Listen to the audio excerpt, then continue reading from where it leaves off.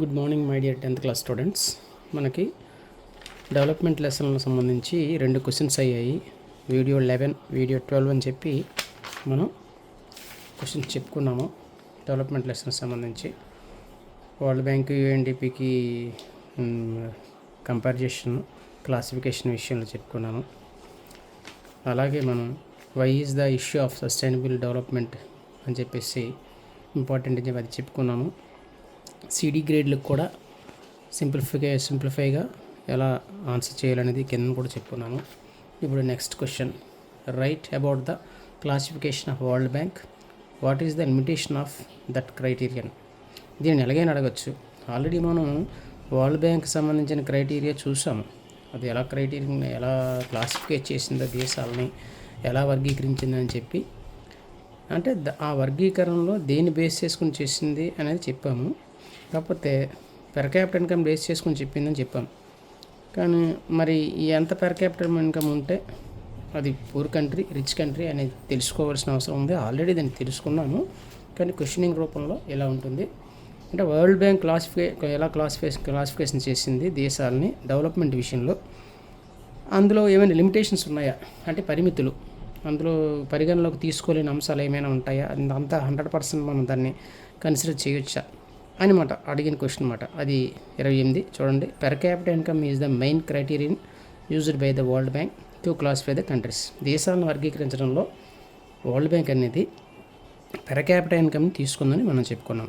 Per capital ఇన్కమ్ని ఏ per capital income తీసుకుంది, అది కూడా దేన్ని ఏ కరెన్సీని తీసుకుందంటే యుఎస్ డాలర్స్ని తీసుకుంది. యుఎస్ డాలర్స్ని మాత్రమే తీసుకుంది. మనం ఒకవేళ దాన్ని మనం ఇండియన్ కరెన్సీలో చెప్పుకోవాలనుకుంటే మన ఇండియన్ కరెన్సీ రూపీస్లో మార్చుకోవాలి. డాలర్ ఎంత ఖరీదు ఉందనేది ఇండియాకి ఇప్పుడు 90+ ఉంది. 90 rupees. $1 equal to US dollars equal to $1 equal to 93 rupees ఎంత ఉంది ఇప్పుడు. సో దాని సంగతి పక్కన పెడితే దాని క్రైటీరియా ప్రకారం US dollars per capital income ప్రకారం first point, rich countries per capital income $49,300 or more per annum. సంవత్సరానికి ఇదంతా మనం చెప్పుకున్నాము. సంవత్సరానికి 49,000 ఫస్ట్ పాయింట్ చూడండి, $49,300 లేదా అంతకంటే ఎక్కువ పెర్ క్యాపిటల్ ఇన్కమ్ కలిగినటువంటి సంవత్సరానికి పెర్ క్యాపిటల్ ఇన్కమ్ కలిగినటువంటి దేశాలని రిచ్ కంట్రీస్ అని చెప్పాడు. వెస్టర్న్ కంట్రీస్, అమెరికా ఇలాంటి దేశాలు వస్తాయి ఇందులోకి. Next 2, poor countries per capital income. Poor countries తాలూకు పెర్ క్యాపిటల్ ఇన్కమ్ ఎలా చెప్తున్నాడంటే $2,500 లేదా $2,500 కంటే తక్కువ, 2,500 లేదా అంతకంటే తక్కువ పెర్ క్యాపిటల్ ఇన్కమ్ సంవత్సరానికి కలిగినటువంటి దేశాలని పూర్ కంట్రీస్గా చెప్పడం జరిగింది. నెక్స్ట్ అలాగే ఈ రెండే చెప్పింది యాక్చువల్గా వరల్డ్ బ్యాంకు. దీన్ని బేస్ చేసుకుని మనం మరి రిచ్ కంట్రీస్, పూర్ కంట్రీస్కి మిడిల్గా కొన్ని ఉంటాయి కదా, అంటే యావరేజ్ కంట్రీస్ లేదా డెవలపింగ్ కంట్రీస్. అంటే రిచ్ కంట్రీస్ అంటే డెవలప్డ్ ఆల్రెడీ, పూర్ కంట్రీస్ అంటే బాగా బ్యాక్వర్డ్ కంట్రీస్. ఇప్పుడు మరి పూర్ కాదు, అలా అని మరి రిచ్ అని కూడా కాదు, middle income countries.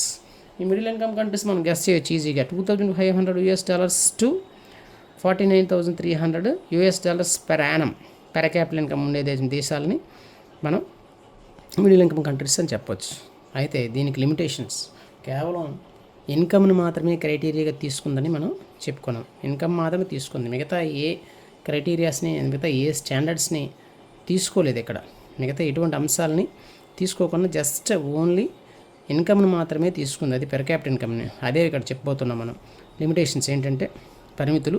Per capital income does not show the distribution of income. Per capital income అంటే యావరేజ్ ఇన్కమ్ అన్నమాట. యావరేజ్ చేసేస్తాడు మొత్తం దేశంలో ఉండే ప్రజలందరినీ తాలూకు ఆదాయాన్ని, మొత్తం నేషనల్ ఇన్కమ్ని ఆ దేశంలో ఉండే ప్రజలతోటి యావరేజ్ చేస్తాడు. కానీ ఎవరెవరికి ఎంతంత ఇన్కమ్ వస్తుందనేది ఇక్కడ తెలియట్లేదు. కొంతమందికి ఎక్కువ రావచ్చు, కొంతమంది తక్కువ రావచ్చు. కాబట్టి డిస్ట్రిబ్యూషన్ ఎలా ఉందనేది, డిస్ట్రిబ్యూషన్ మీన్స్ ఎవరెవరికి ఎంతంత ఏంటనేది, కొంతమందికి ఎక్కువ ఉండొచ్చు. సో యావరేజ్గా పలానా ఎంత ఉందంటే ఓకే, అంటే రిచ్ పీపుల్స్ తాలూకా ఇన్కమ్ని పూర్ పీపుల్ తరకు కొంతమంది ఇన్కమ్తో దాన్ని యావరేజ్ చేసేయటం వల్ల అదేంటి ఎక్కువలో కనిపించవచ్చు. కానీ నిజానికి ఇన్కమ్ మాత్రం రిచ్ పీపుల్స్, పూర్ పీపుల్స్ ఎవరు కదా. గవర్నమెంట్ ఏంటంటే ఆ సర్వే, నేషనల్ శాంపుల్ సర్వే వాళ్ళు అలా చేస్తారు. కాబట్టి డిస్ట్రిబ్యూషన్ ఎలా జరిగింది అనేది పెర్ క్యాపిటల్ ఇన్కమ్ తెలియజేయదు, యావరేజ్ ఇన్కమ్ అది.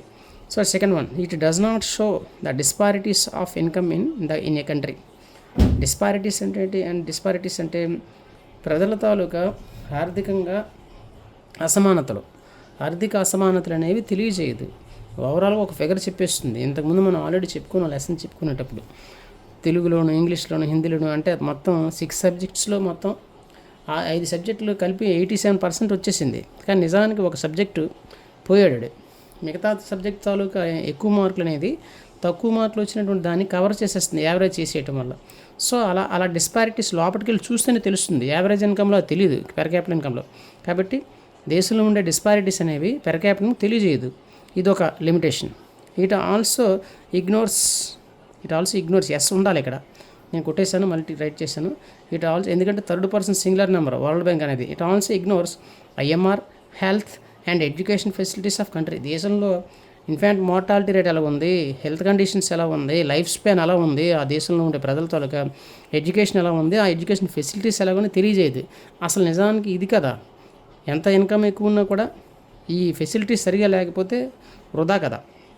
కాబట్టి ఈ అన్నింటిని లిమిటేషన్స్ అని చెప్పుకోవచ్చు. ఈ లిమిటేషన్స్ అనేవి చాలా ఉపయోగపడతాయి. మొత్తం లెసన్ 4 మార్కులకి ఎంత రాయక్కర్లేదు, కానీ ఇది నేర్చుకోవటం వల్ల చాలా క్వశ్చన్స్కి ఇది ఉపయోగపడుతుంది అన్నమాట. అది నెక్స్ట్ క్వశ్చన్ తీసుకుంటే మనం ఒకసారి ఇది చూడండి. ఇది కూడా అక్కడ ఉపయోగపడుతుంది. Why do you think average income is an important criteria? Average income అనేది డెవలప్మెంట్ విషయంలో, ఫర్ డెవలప్మెంట్ ఎందుకు ఇంపార్టెంట్ అనేది, ఎందుకు వరల్డ్ బ్యాంక్ కూడా తీసుకుందంటే పూర్తిగా మనం లిమిటేషన్స్ ఉంటే ఉండొచ్చు, కానీ యావరేజ్ ఇన్కమ్ అనేది ఖచ్చితంగా మనం డెవలప్మెంట్ విషయంలో తీసుకోవాల్సిందే. ఎందుకు అది ఇంపార్టెంట్ అడుగుతున్నాడు. అలాగైనా అడగొచ్చు ప్రశ్న. నెక్స్ట్ కింద చూడండి, why do use average income? నేను యావరేజ్ ఇన్కమ్ ఎందుకు వాడతాం? అక్కడ పైన యావరేజ్ ఇన్కమ్ ఎందుకు ఇంపార్టెంట్ అనేది అంటాడు. Why do you use U S E పడాలి ఇక్కడ, పొరపాటు పడలేదు. Why do use average income? Are there any limitations to its use justify?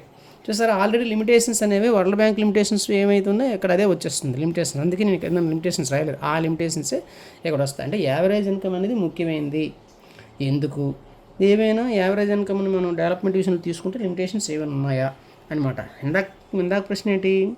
ఇందాక ప్రశ్న వరల్డ్ బ్యాంక్ దేశాలను ఎలా వర్గీకరించింది అనేది మాట. క్రైటీరియాతో పాటుగా వరల్డ్ బ్యాంకు దేన్ని బేస్ చేసుకొని తీసుకుంది, ఏ దేశాలు రిచ్ కంట్రీస్, పూర్ కంట్రీస్, లేదా డెవలప్డ్ కంట్రీస్, లేదా మిడిల్ ఇన్కమ్ కంట్రీస్ అని దేని బేస్ అని చూసుకుంది, దాని ఆధార బిందువు ఏంటని అక్కడ అడిగాడు. ఇక్కడ కూడా సేమ్ ఇంచుమించుగా why do you think average income is an important criteria in development లేదా ఫర్ డెవలప్మెంట్? డెవలప్మెంట్లో యావరేజ్ ఇన్కమ్ లేదా పెర్ క్యాపిటల్ ఇన్కమ్ చాలా ఇంపార్టెంట్. ఎందుకు? Why do use average income? ఎందుకు మనం యావరేజ్ ఇన్కమ్ని వాడాలి? రెండో ప్రశ్న same. Are there any limitations అనేవి వరల్డ్ బ్యాంక్ తరఫు లిమిటేషన్స్ వస్తాయి, ఎందుకంటే అది తీసుకుని కూడా యావరేజ్ ఇన్కమ్ కదా పెర్ క్యాపిటల్ ఇన్కమ్ అంటే. కాబట్టి లిమిటేషన్స్ సేమ్. అంటే లిమిటేషన్స్ ఏమొస్తాయి? మనం ఇంతకుముందు తీసుకున్నటువంటి ఆ లిమిటేషన్సే మనం ఈ లిమిటేషన్స్ వస్తాయి యావరేజ్ ఇన్కమ్ కాబట్టి తీసుకుంది. కాబట్టి ఇప్పుడు ఎందుకు మనది యావరేజ్ ఇన్కమ్ అవసరం?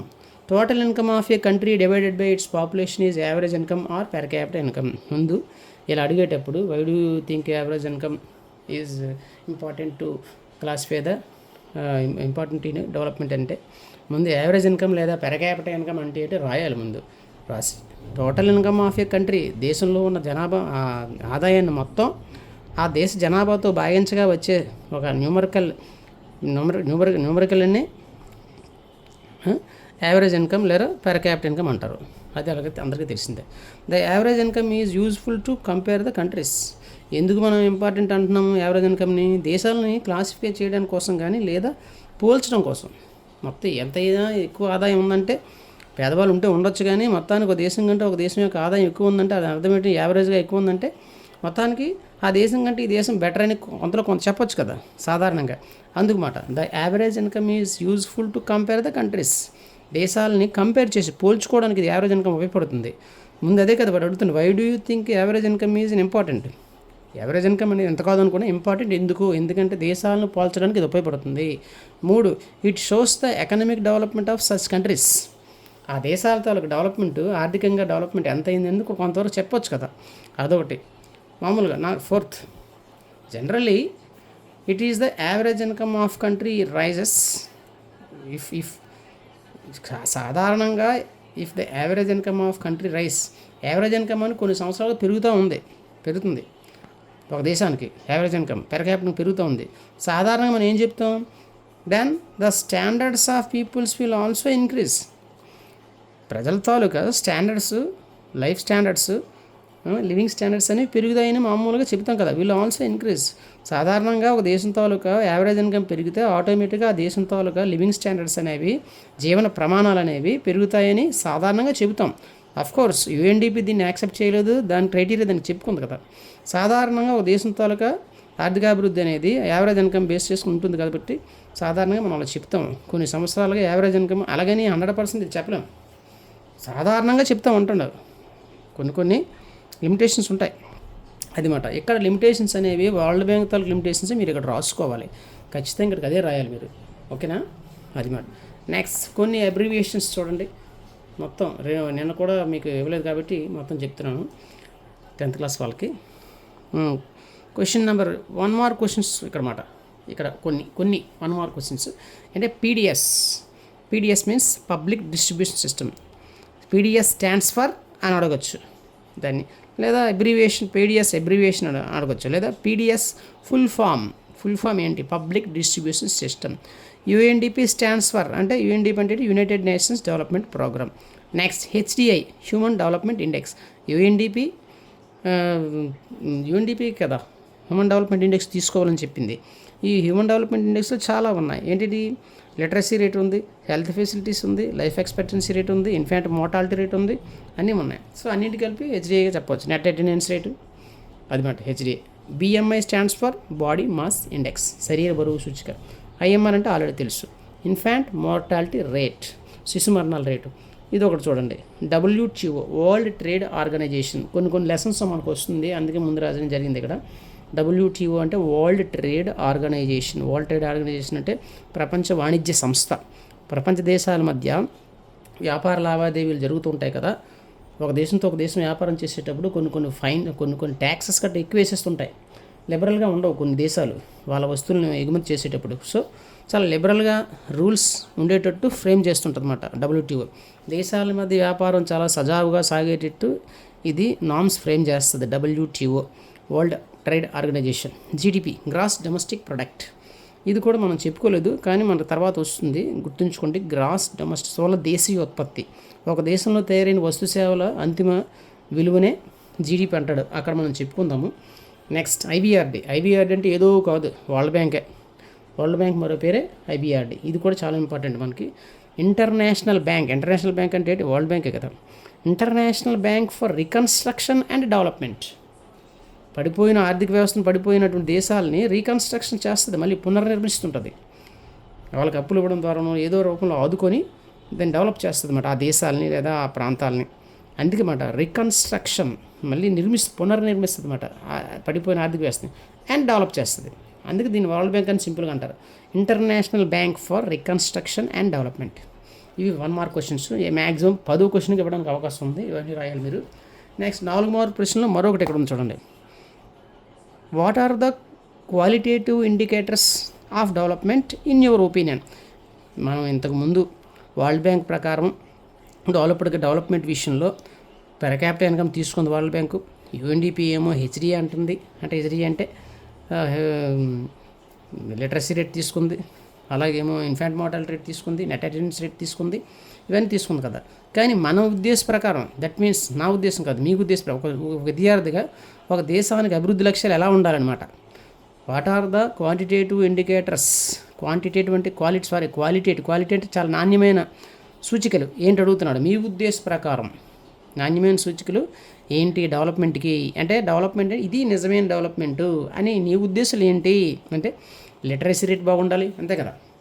ఆ దేశం తలగా అక్షరాస్యత బాగుండాలి, హెల్త్ ఫెసిలిటీస్ బాగుండాలి, లైఫ్ ఎక్స్పెక్టెన్సీ రేట్ అంటే ఆయు ప్రమాణం, ప్రజల జీవన ప్రమాణం లేదా ప్రజలు యావరేజ్గా ఎన్ని సంవత్సరాలు బ్రతుకుతున్నారు అనేది average life expectancy rate, infant mortality rate చూడాలి, శిశుమరణాల రేటు, స్కూల్కి అటెండెన్స్ రేట్ చూడాలి, ఎలా అటెండ్ అవుతున్నారు, ఎంప్లాయ్మెంట్ చూడాలి, ఉద్యోగాలు ఎలాగ వస్తున్నాయి, చదువుకుంటున్నారు కానీ వాళ్ళకి ఉద్యోగాలు రావాలి కదా, అందరూ ఉద్యోగాలు చేస్తే దేశ ఆర్థిక వ్యవస్థ డెవలప్ అవుతుంది కదా, అందరూ పనులు కడతారు, అందరూ వస్తువులు కొంటారు, అమ్ముతారు. కాబట్టి ఎకనామిక్ ట్రాన్సాక్షన్స్ ఎక్కువ జరుగుతూ ఉంటే మిగతా వాళ్ళకి ఉపాధి లభిస్తుంది. కాబట్టి ఎంప్లాయ్మెంట్ 4 రాస్తే సరిపోద్ది, 4-5 రాస్తే సరిపోతుంది. ట్రాన్స్పోర్టేషన్ అంటే ఇన్ఫ్రాస్ట్రక్చరల్ ఫెసిలిటీస్, ఆ దేశం తాలూకా రోడ్లు, భవనాలు, buildings, school buildings, infrastructural facilities, different government తాలూకా బిల్డింగ్స్ ఎలా ఉన్నాయి, అన్ని ఫెసిలిటీస్ ఉన్నాయా లేవా, స్కూల్లో అన్ని వసతులు ఉన్నాయా లేవా, ఇది కూడా డెవలప్మెంట్లోకి భాగం కదా. కాబట్టి ఇవన్నీ వస్తాయి అన్నమాట మన ఉద్దేశ ప్రకారం. ఇక మీరు రాసుకోవచ్చు, మీ గ్రామానికి సంబంధించిన డెవలప్మెంట్ రాసుకోవచ్చు అనమాట. ఎలక్ట్రిసిటీ ఫెసిలిటీస్ ఉండాలి, మున్సిపాలిటీ వాటర్ ఉండాలని చెప్పి రాసుకోవచ్చు. ఏమైనా సొంతంగా రాసుకోవచ్చు. 4-5 పాయింట్స్ రాసి సరిపోతుంది. Thank you.